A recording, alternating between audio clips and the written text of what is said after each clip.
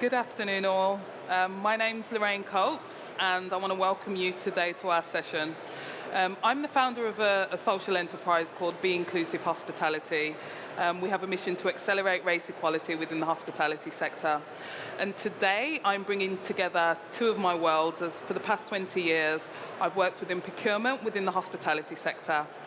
And the topic of discussion today is how diverse is your supply chain? And so I'm going to hand over to my panel to introduce themselves and tell you who they are and what they do.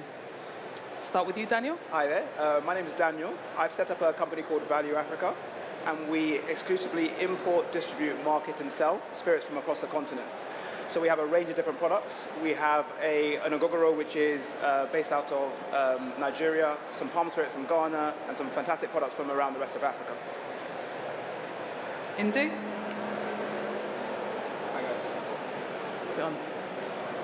Hello. Yep. Hey guys, I'm Indy. I'm one of the three founders of Skylark Spirits. We have a stand downstairs, by the way, so please feel free to come by and see us. We import and distribute just fine cane spirits, so essentially rum. That's all we import and distribute into the UK. I'm a massive rum fan. I have been for the last 10, 15 plus years, so I love rum. So yeah, that's me. Thank you. Helena, Anthony. Hi, I'm Helena. And I'm Anthony. And we're the founders of Brewery. We're essentially make beers that take inspirations from African brewing traditions and ingredients. We have beers that range from lagers that are made with coconut palm sugar to pale ales that incorporate South African hops. And the reason we started this really was because of our passion for beer. And when we decided to start it, we just realized that there was nothing in the market that kind of showcased our African heritage. And it's on the continent, they love beer. It's something they love to drink. And so we thought, why not incorporate our heritage into our products? Thank you. And last but not least, Elisha. Hello everyone, I'm Elisha. I'm the co-founder of Folc, which is an English wine business. We launched last year on our second vintage of Still English Rosé, and we are currently the highest ranked Still English Rosé in the country. And I am sadly, the only female BAME wine producer in the UK, so keen to spread the word. Thank you.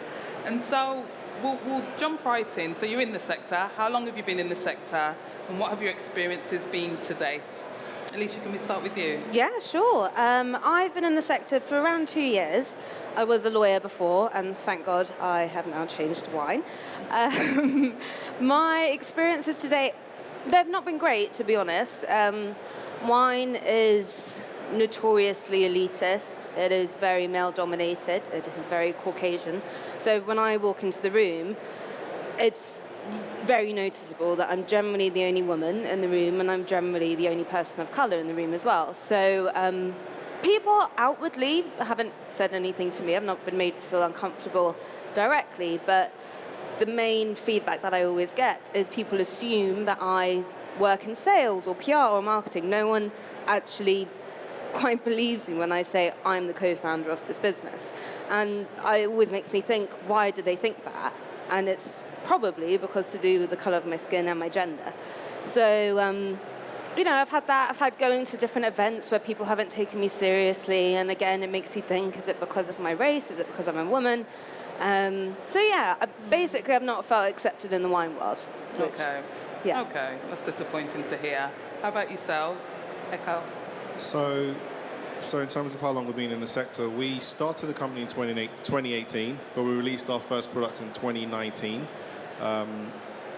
In terms of experience in the sector, so generally we've had a pretty good experience, and I'll touch on that in a sec, but for us there's essentially three main ways to get to market. Apart from selling the product ourselves on our online shop or in a bar, you either sell through independent bottle shops or you sell to restaurants or through supermarkets.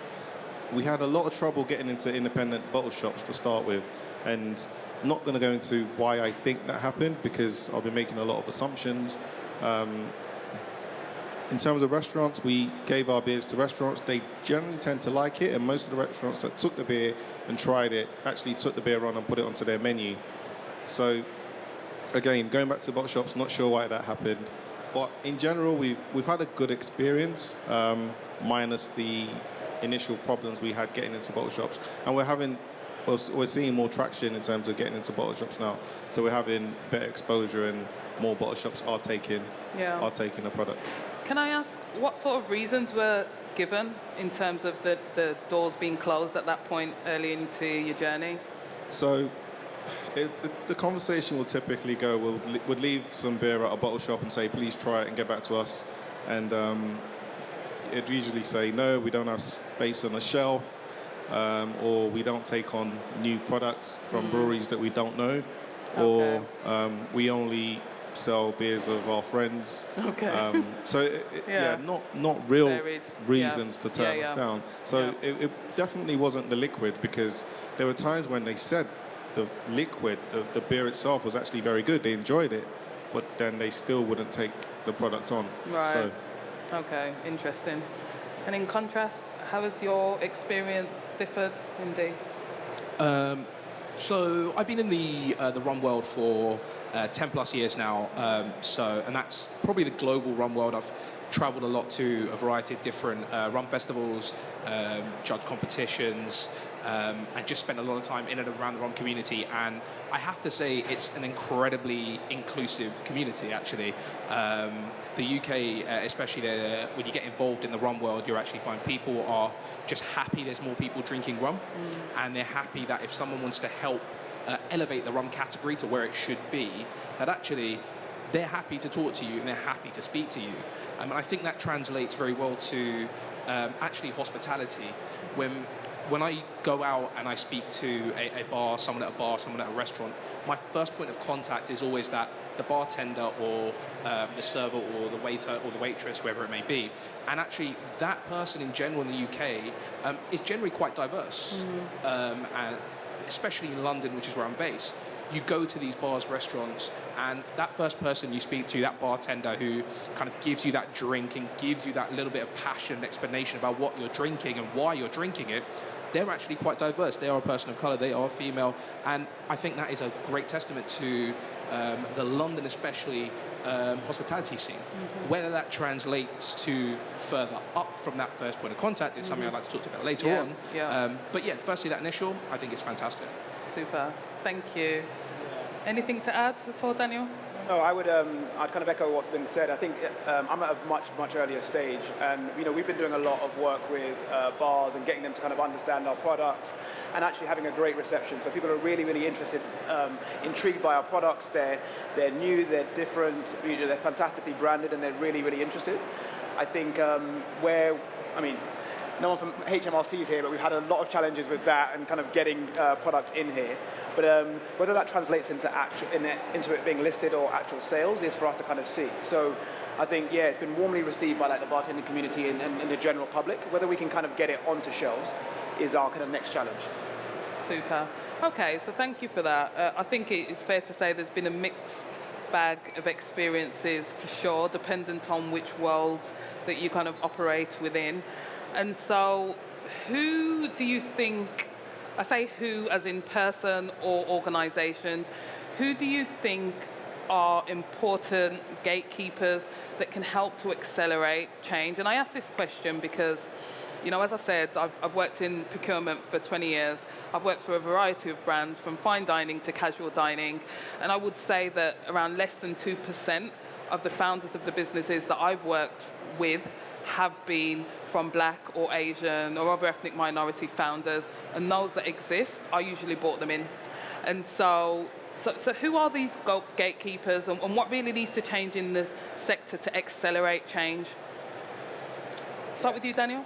For me, large distributors, have large kind of market shares, and I think to kind of get new brands in there generally is really difficult, and also if you're from an ethnic minority or a different background, it's particularly challenging. And I think working collaboratively with some of the smaller brands from different backgrounds is really important, because they hold kind of massive sway over the industry. So I think for me, I think that where we could get help from those particular people would be really, really helpful. How about yourself? Yeah, very much to echo what Daniel said.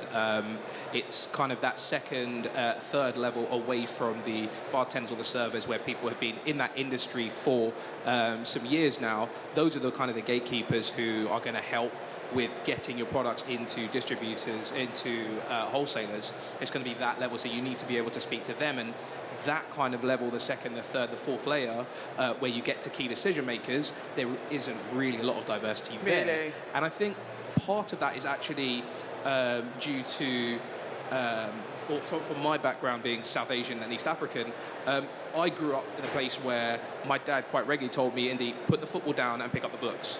Like, as kind of an analogy to kind of go, look, football's not going to get you anywhere, you're not going to make a career from it, just go and pick up some books. When actually, the last 25 years have proven that to be wrong as we've evolved. And now actually you can make a career from football, but that wasn't the case when he was growing up, and he's just trying to pass across what he did when he was growing up. And he's trying to pass across, like, this is what happened when I was growing up, it's going to be the same for you, when actually things have changed. So now, I feel like it's a great analogy for hospitality. I know that my parents never thought that a bartender is a career, it's a job. Yeah. It's something you do part-time. It's one of those, I'm at university, I need something on the side, I'm going to do that. When actually, if you go to places in East Asia, for example, it's a career. It is actually a career, and hospitality is a genuine career. Why is it looked down upon that it's not a career, that it's just a job? That's a mindset change that I think will also help that. Mm-hmm. Mm-hmm. Thank you for that. Echo, any thoughts from you? I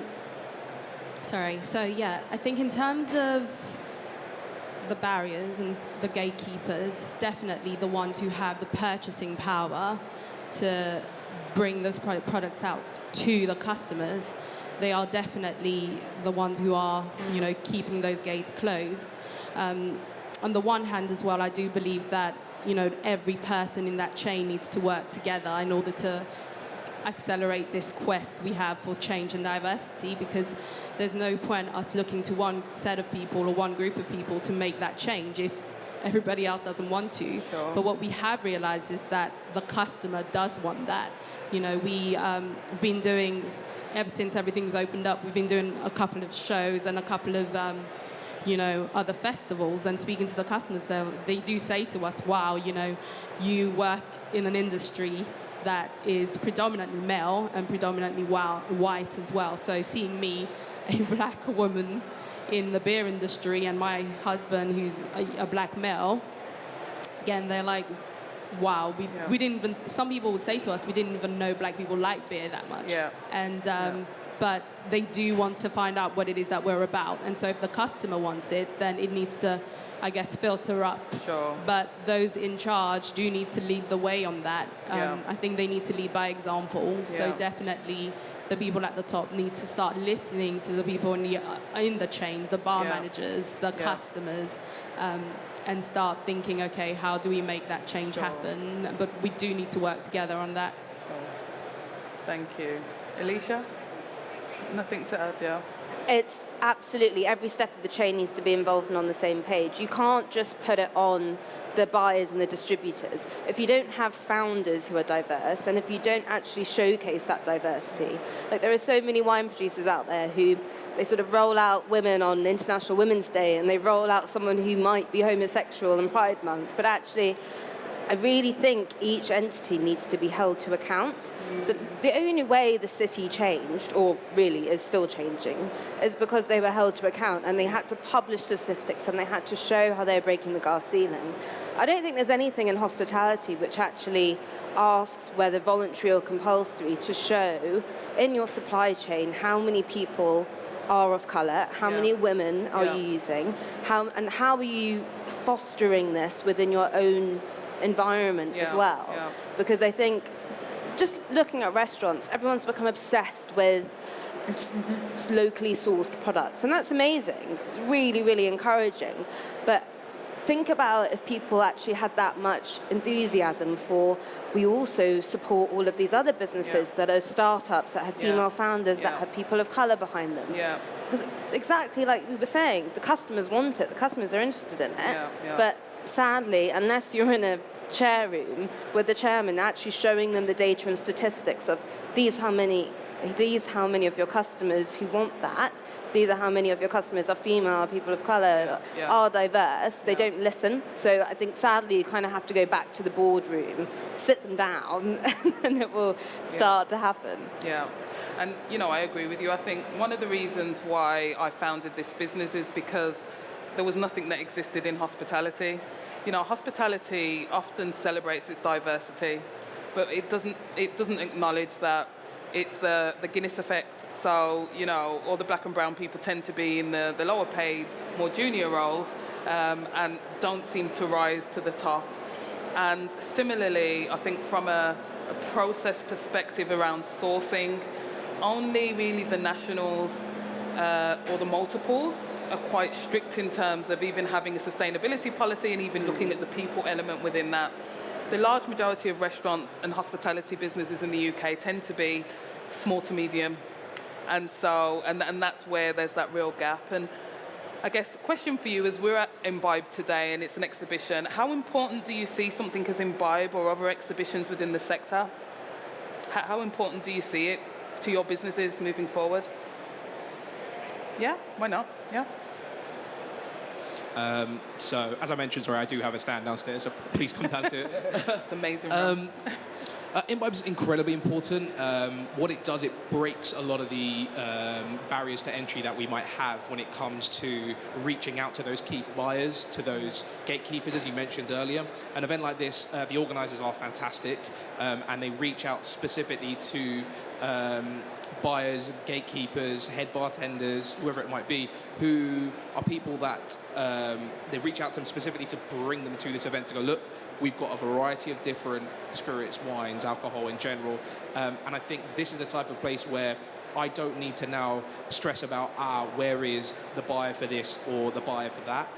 They're coming here, and then it's down to me to sell my product, but you lose that barrier. And that barrier is something which, being a person of colour, I do face. As soon as they read my name, they go, there'll be an instant kind of, ooh, I'm not sure. So if I can remove that barrier and then go, you know what, my product is going to shine because I think my product is best for X, Y, Z, then that's fantastic for me. So a show like this is incredibly powerful, which is why we're here. Yeah. Did you do this last year, or is this your first time? No, this is our first time here at Imbibe. We felt when we first started the company, 2017, it was too early for us to come. We didn't have enough kind of access to bars. Yeah. Now we have quite a few wholesalers on board. Before this event, it was about showcasing the wider spirits and then picking up those extras who have been harder to reach. That's why we thought it was the perfect time for this. Right. Has anyone else done exhibitions like this before? I'm just interested in what you see thereafter as a brand owner once you are in a space where you're able to access, you know, a lot of people in the industry that have buying influence or decision-making power. Has anyone? Yeah, so we haven't done an exhibition like this, but we were at a craft beer festival last weekend, and it was a really good opportunity to showcase what we have and the products that we have and get the consumer to actually try our products and get to talk to them. It's very difficult to talk to people sometimes and get an understanding of what it is they like in your products, what is it like within your branding. So it was absolutely necessary. It was absolutely a great way for us to showcase that. I think with events like this, there is probably something to add in terms of it gives the exhibitors a chance to showcase what they're doing, but at the same time, we need to look at who also attends the events and how we make sure that the people attending the events are as diverse as possible as well. Yeah, I agree. I had a final question, and it's completely left my head. I've been drinking downstairs, by the way. What was it? It was a closing question. I've got it. So 3 to 5 years from now, how do you hope that things look differently? Elisha, I'll start with you. I really hope we don't have to talk about this anymore. I mean, it frustrates me so much that we still have that. It's still an anomaly when you see a woman in wine. It's still an anomaly when you see a person of colour. Yeah. I just really want it to be normalised. I love talking about it because we should be talking about it. Yeah. But I really hope in 3 to 5 years' time we don't need to, because it has become the ordinary. Yeah. Echo, any thoughts from you? How would you like to see things change? I think around the same thing, really. I mean, I would love to be as optimistic and say that we would not, talk about it. But I do hope that things get a lot better than there are now, and that actually maybe we might still talk about it, but it's not such an anomaly, like you said. Yeah. Walking in is not like, oh, wow, do you work in marketing? Good for you. You're doing. So do you have? No, it's like I genuinely. I mean, you see me drink wine. Why can I not start this company? You see me drink beer. Why can I not start this company? Or if it's something that's owned by an Asian person or a black person or any other minority, that it will succeed and that it's good and that people aren't surprised when it's so good. I do hope those barriers are lifted, and also once more people like us see that there are people that are the owners of such companies, then it would inspire them to also try. I know Indy was saying your father wouldn't think that being a barkeep is a profession, and it's the same coming from an African background. Our careers are very much, the jobs we still do on a day-to-day are very much corporate.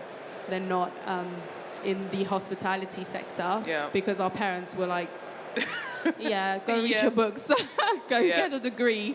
But I hope in 3 to 5 years' time that when other people of color or kids tell their parents, I'm going to go into hospitality, and the parents are going to be very proud of them. That's my hope, anyways, in 3 to 5 years. Super. Anything to add, Indy, Daniel? It said. To echo exactly what they've said previously, of not having to talk about it anymore, that is just normal. Also that I would also love to see, as something slightly different, more people in hospitality that are not just the first point of contact, which I guess would be something that we can do as we become our parents, essentially. And when we have the ability to kind of talk to our kids and they go, I want to go into bartending, or I want to go into work as a waiter. It's like, great, go and do that, great, get those skills, and then use those transferable skills, and then work your way up the chain. There's nothing wrong with having a career in hospitality. There is nothing wrong with that. You can do very well, you can change things, you could be happy in that role. Go and do it, and then hopefully we will get those people who will then transition their way up, do really well, open doors for other people of colour, other genders to go, you know what, I can do it as well. And then those people become the right hand and then the key buyers, and that just helps everybody where they can look and go, I don't need to look at other thing other than what my job is. Absolutely. It's just let the product speak for itself. Absolutely. Daniel? I think from my perspective, like 3 to 5 years, I think, what I'd really like to see is that, us coming from diverse backgrounds, we've got a variety of experiences, different bits of our history which we try to bring to the UK. So I've got a premium Ogogoro here from Nigeria. This is the first time it will be available in the UK. And I think the more that we do that, I think it's really fantastic, because actually we're able to bring our culture, we're able to provide innovation. We've also got a stand as well. But back over there in the corner, and you can try, a range of like palm spirits from Africa, which are fantastically new and innovative. And I think, as much as we want to kind of sell the products, I think actually, you go into a bar, you try something different, it's really fantastic. You go on holiday, you want to try your local foods from different places.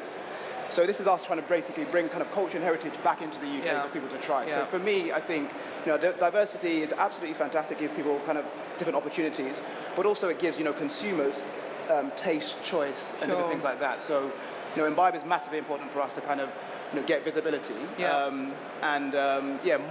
more that founders from diverse backgrounds can do that is going to be really, really helpful. Super, thank you. Got something to add, Anthony? Yeah, can I just add to what was just been said? So we started our company in 2018, and when we started, we absolutely believed that we were the only black owners of a brewery. And then we found out that there was actually one other.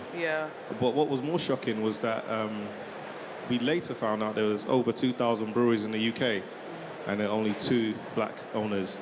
And that statistic says a lot about diversity. So I guess in 3 to 5 years' time, it would be great to not think about those sorts of numbers anymore. And I think we all have a part to play in that, in terms of encouraging people that do want to go into that sector. I met a guy at the beer festival last weekend, and he's starting off as a blogger, but his end game is to actually own a brewery himself. And I tried as much as I could to encourage him. Like, that would be brilliant. Go ahead and Yeah. You're absolutely doing the right thing. Find out about the sector, learn as much as you can about the sector. Yeah. And then when you're ready, take that step to doing other things. Absolutely. So, yeah, 3 to 5 years, it'll be great to not have that question. Sure. We won't. And what I would say is, so obviously last June we had a lot of conversations about diversity, equality, anti-racism. The conversation has evolved forward slightly. You know, we're exploring supply chain and looking at it from other angles. But I personally will only invite you guys and anyone else within the community to have conversations about what it is that you do. Because I think what is really fantastic, if you're on Instagram, check us out. Our handle's at Be Inclusive Hospitality. What has been absolutely amazing is stumbling across amazing products first and foremost, irrespective, or, you know, your ethnicity is just, you know, it's not even a part of the puzzle as to why I'm engaged here. And I really think that moving forward, not only at Imbibe, but all the exhibitions, especially the ones that I engage with, we'll be having conversations about innovative, quality, amazing products that are born out of passion and heritage, and we'll lead with that only. And so with that said, we've come to the end of the discussion today, and we're going to hand over to you guys if anyone's got any questions at all. Sounded really brummy then. You can probably tell I'm from Birmingham. Questions, anyone? Yeah, we've got one at the back. Let's get the microphone.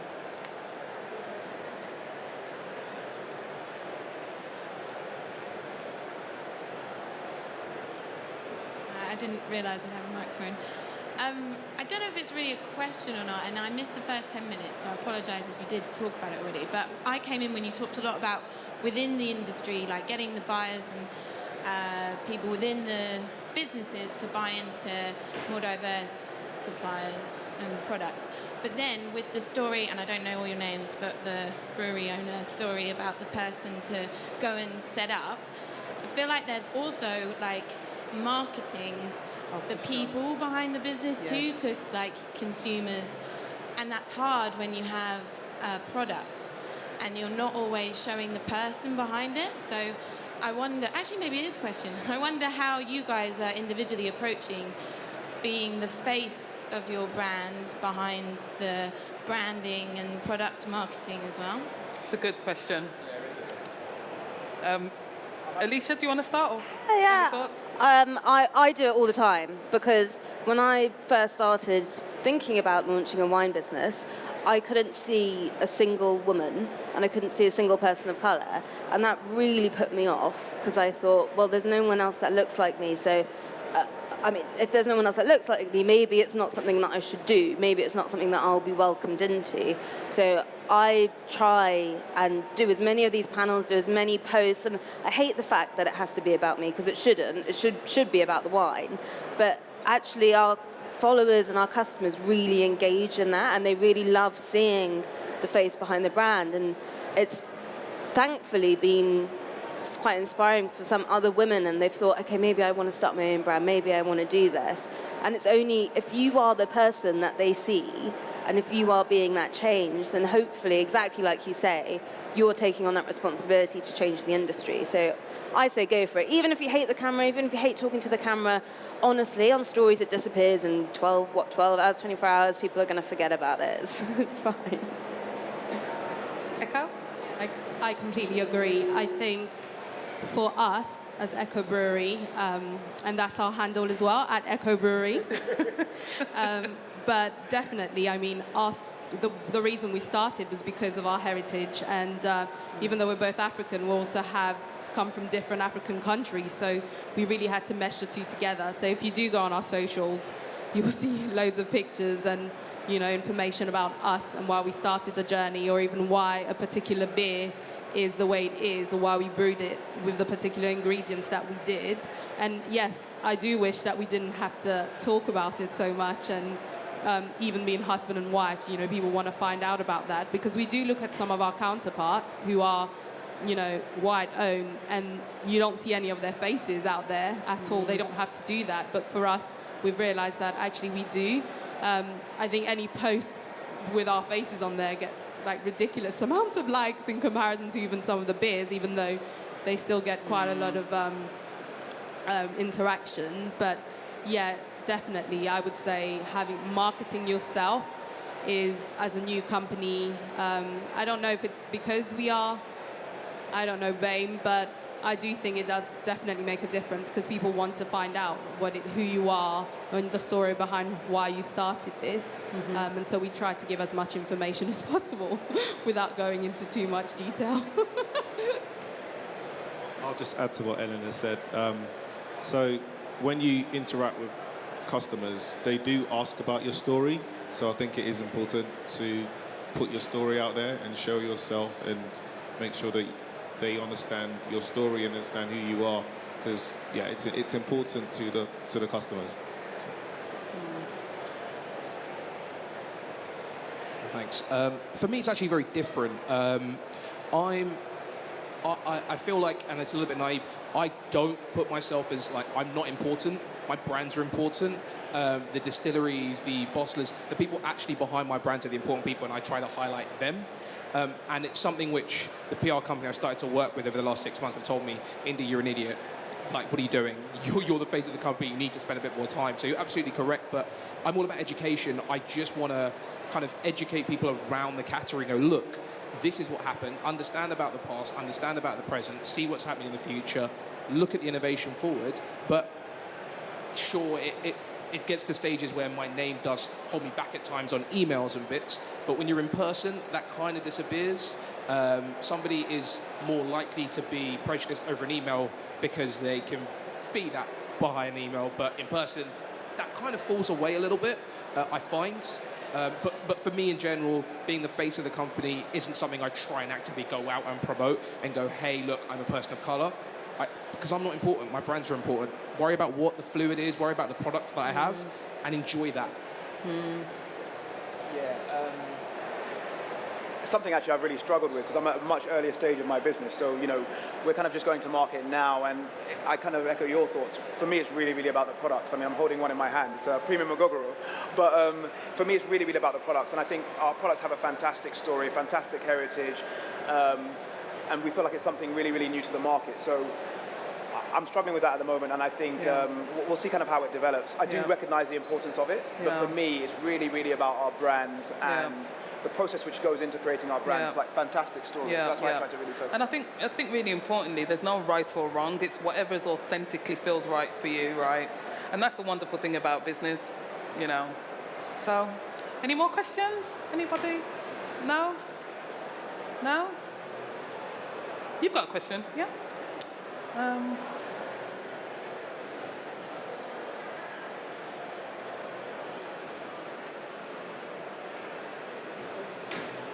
The story of Ogogoro, I'm Nigerian. I know it's had a very, very stigmatized past.